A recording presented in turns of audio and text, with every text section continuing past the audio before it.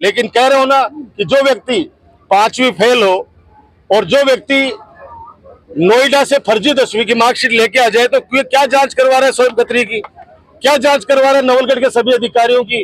और करवा, तेरी सरकार में दम है तो करवा ले जांच, लेकिन साथ साथ के अंदर तेरी डिग्री की जांच भी करवा।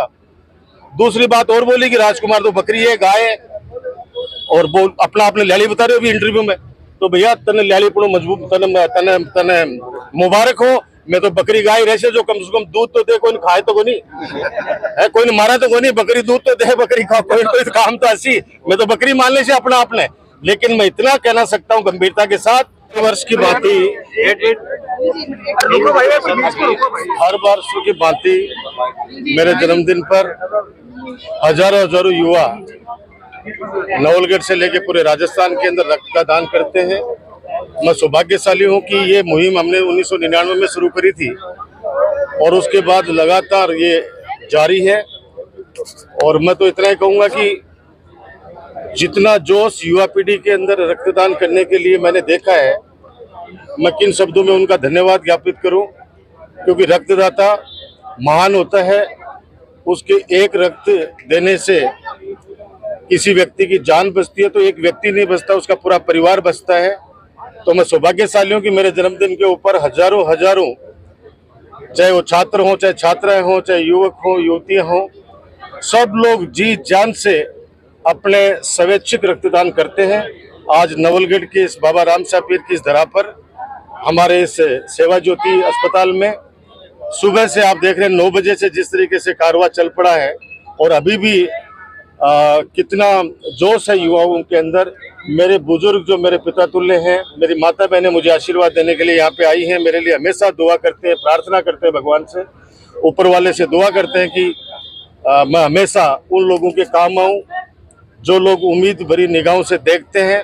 और मैं सौभाग्यशाली हूँ कि आज तक चाहे छात्र राजनीति में हो, चाहे नवलगढ़ के विधायक के रूप में या मंत्री के रूप में 36 कौम को साथ लेकर चला हूँ, और आने वाले वक्त के अंदर भी सेवा में कोई कमी नहीं आने दूंगा। अभी भी लगातार सेवा जारी है। मेरे हर उस व्यक्ति के साथ में जो भी मुझे पुकारता है, जो भी मुझे याद करता है, मैं कोशिश करता हूं कि उसके सुख दुख के अंदर शामिल रहूं हमेशा। तो मैं आप लोगों के माध्यम से जिन्होंने भी आज रक्तदान किया है, मैं सब मेरे भाई बहनों को बहुत बहुत धन्यवाद देना चाहता हूं। मेरे नवलगढ़ में तो देना ही है मुझे, लेकिन आज राजस्थान के अंदर अन्य जगह पर भी बहुत सारे लोग हैं जो रक्तदान कर रहे हैं, उनको भी मैं धन्यवाद देना चाहता हूं कि ईश्वर उनको लंबी उम्र दे।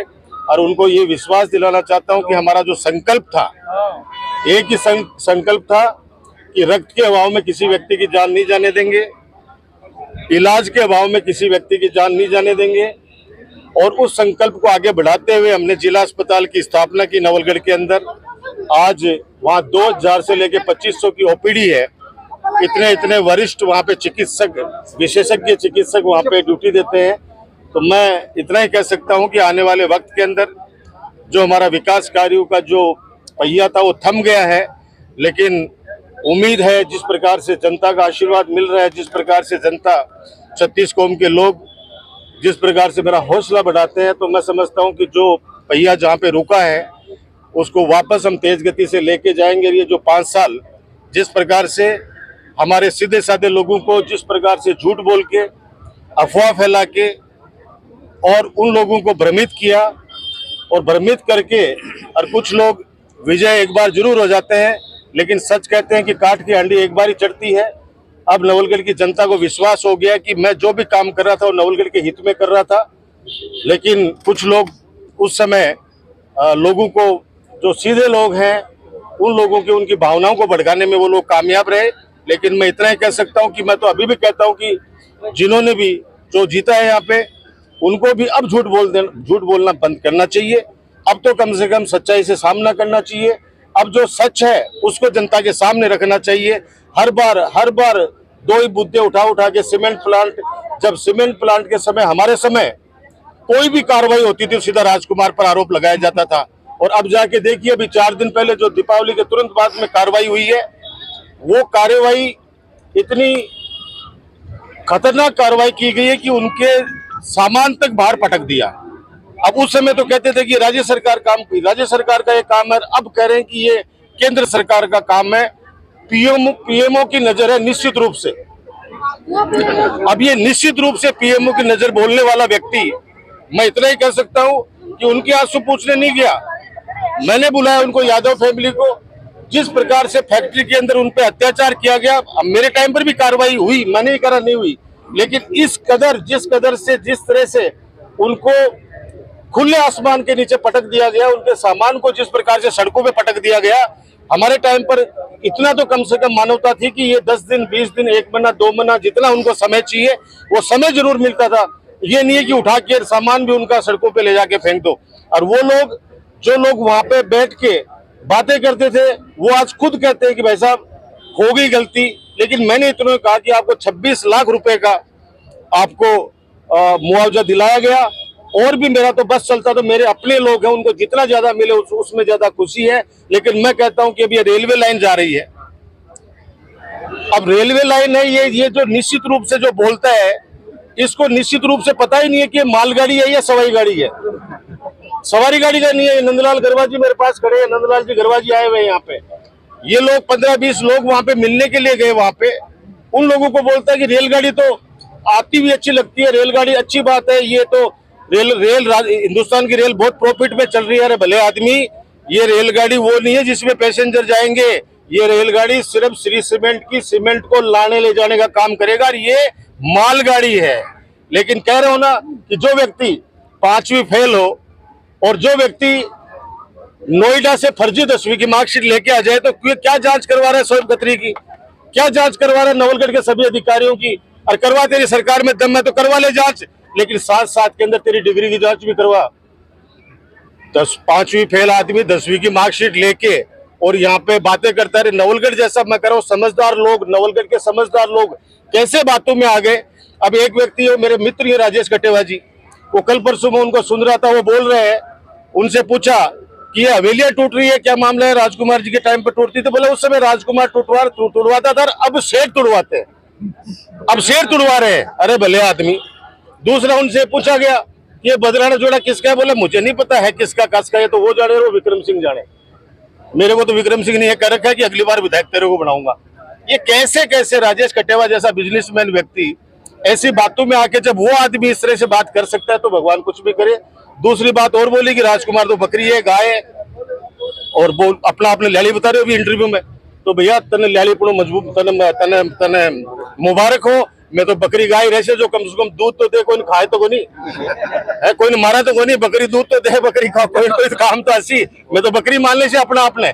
लेकिन मैं इतना कहना सकता हूँ गंभीरता के साथ कि 15 सालों में जो विकास के कार्य हुए, मुझे तो ताज्जुब होता है कि शहर के 1-2 आदमी जिनको मैं बहुत उनकी रेस्पेक्ट करता हूँ और आज भी करता हूँ, वो लोग ये कहते हैं कि इस 11 महीने के अंदर नवलगढ़ का काया पलट हो गया, इतने काम हो गए।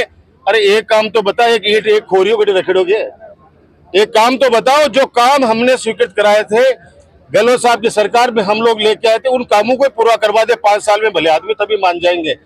तो मैं आज वैसे ज्यादा राजनीति की बात करने के मूड में नहीं था, लेकिन चूंकि अभी इतने सारे समय से बातें चल रही है कि ये चल क्या रहा है, और कम से कम चुनाव के समय भ्रमित कर दिया, जो भी कर दिया भैया, अब तू जाने तेरा काम जाने। लेकिन अब तो सच बोलना शुरू करो, अब तो धरातल की बातें करना शुरू करो, ताकि ये नवलगढ़ की जनता सब देख रही है, सब समझ रही है हर बात को। लेकिन समय का है कि उस समय, हालांकि मैं धन्यवाद देना चाहूंगा छत्तीस कौम की जनता को कि पिछली बार 80,000 वोट आए थे, इस बार 90,000 वोट दिए।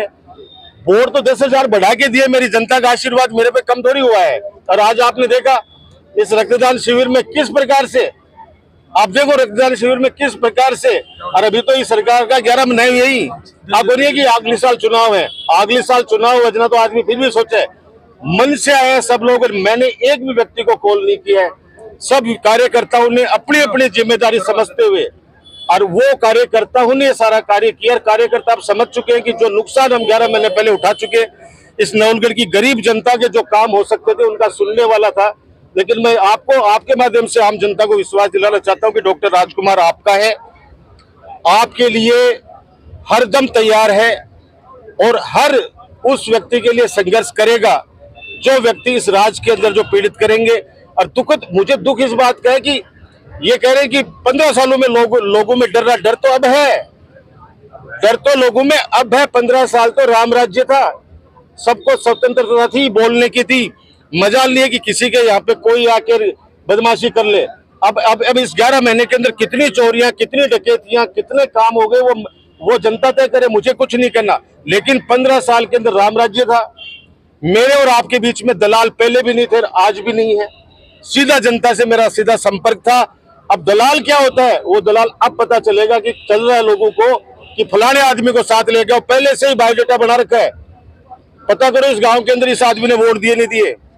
बाबा राम साहब पीर की कसम खाई करता हूं, मैंने आज तक किसी व्यक्ति को भी कहा हूं, आपकी अदालत में खड़ा हूं, मेरे पास जो वोट दिया वो आया तो उसका भी काम किया, जिसने वोट नहीं दिया उसका भी काम किया। मैंने कभी नहीं कहा कि तूने दिया है नहीं दिया। हाँ, इतना जरूर कहता हूं, वोट मन का है, जिसने दिया वो उसका भी भला, जिसने नहीं दिया उसका भी भला।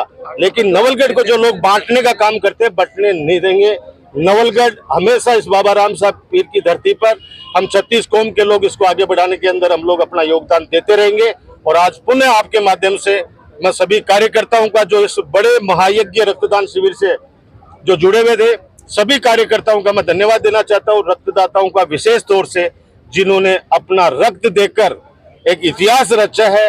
और उस परिवार की दुआएं उनको मिलेंगी, जिस परिवार को जब उनको आवश्यकता पड़ेगी तो उसको खून मिलेगा, तो वो परिवार उनको दुआएं देगा। वो दुआएं मुझे मिलेंगी, मैं लाकर आप लोगों के बीच में बांट दूंगा। धन्यवाद। जय हिंद, जय भारत। चुनाव है, कितनी उम्मीद है कांग्रेस की जीतने की? देखो, मैं इतना कह सकता हूं कि कांटे की टक्कर है। आज स्पष्ट न भारतीय जनता पार्टी कह रही है, न कांग्रेस कह रही है। अब कांटे की टक्कर है, ये 23 तारीख को पता चल जाएगा। 23 तारीख को बता दूंगा। मजलाल बोल रहे हैं 11 महीने का रिजल्ट आएगा। मतलब देखो, उपचुनाव के अंदर अगर कोई परिणाम की बात करें, चाहे वो मुख्यमंत्री करे, प्रधानमंत्री, मैं तो उनको मानता नहीं हूँ। और वो कह रहे हैं कि वही बात है, वो मुख्यमंत्री जी भजनलाल शर्मा जी भी कह रहे हैं कि हमने जो वादे किए थे वो 11 महीने में कंप्लीट कर दिए। तो अब 4 साल और 2 महीना के कृषि मंत्री बेरो को नहीं। और वो आप थैली भी आई करे कि मैं भी पूरा कर दिया, बोला मैं भी पूरा कर दिया, बता रहे हैं। तो पूरा कर दिया, वो 11 महीना में पूरा कर दिया जना। अब वो कत्ता वो कृषि के 4 साल मंत्रों को समझ मारे हो, तो आगे बजट पास होंगे नहीं। ऐतिहासिक बजट रहा है, बताओ। नवलगढ़ में आज तक इतना बजट ही नहीं आया। अरे नवलगढ़ की जनता को पता है यहाँ पे कितना बजट है। गली गली के अंदर, गांव गांव को, एक गांव में तो जाके अगर सड़कें हैं ही नहीं नवलगढ़ के अंदर, तो भैया आंखों का जो अंधा होता है उसको तो कुछ समझाया जाता है, जो या को अंधो है भैया समझाने को बस की बात को नहीं। धन्यवाद। जय हिंद, जय भारत। डॉक्टर राजकुमार